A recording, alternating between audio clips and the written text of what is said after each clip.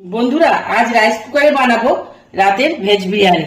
তাই জন্য জল গরম করতে বসিয়ে দিয়েছি, দেখতেই পাচ্ছ। আর জলে কি কি দিয়ে দিয়েছি, তেজপাতা একটা, আর স্লাইস করে 2 পিস লেবু দিয়েছি, আর দিয়েছি জায়ফল, জয়িত্রী, লবঙ্গ, এলাচ, জিরে, দারচিনি, আর দিয়ে দিয়েছি গোলমরিচ আর লবণ। জলটা আমার ফুটে এসেছে। এবার আমি ভিজিয়ে রেখেছিলাম বাসমতি রাইস, সেটাই এখন দিয়ে দেবো। এবার ঢাকা দিয়ে দেবো 15 মিনিটের জন্য। দেখো, তেল গরম করে নিয়েছি, দিয়ে দিয়েছি কাঁচা লঙ্কা আর গাজর, আর এখন দিয়ে দেবো ক্যাপসিকাম। দিচ্ছি একটু গ্রেট করে রেখেছিলাম আদা, সেটাই।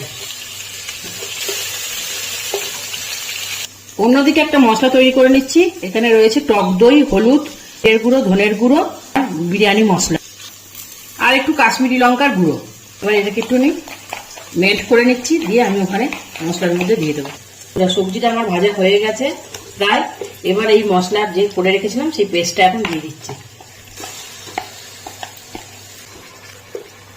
এবার দিয়ে দিচ্ছি চিনি 1 চামচ। এবার স্বাদ মতো লবণ দিয়ে দেবো।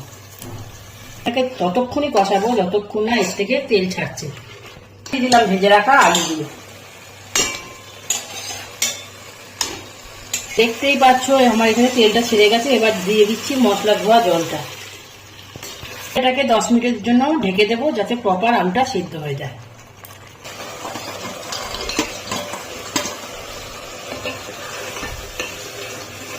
অল্প জল দিয়ে দিয়েছিলাম, কারণ সোয়াবিনটার মধ্যে জল ঢোকার দরকার আছে। এবার ঢাকাটা দিয়ে দিচ্ছি 5 মিনিটের জন্য। এবার দেখতেই পাচ্ছ আমার কষানোটা হয়ে গেছে। এবার করে রেখেছিলাম যে রাইসটা, সেই রাইসটা দিয়ে দেবো। আমার লেয়ার দেওয়া হয়ে গেছে। এবার ওপর থেকে ছিটিয়ে দেবো বিরিয়ানি মশলা। এবার ভেজে রাখা পনিরগুলো আমি অ্যাড করে দিচ্ছি।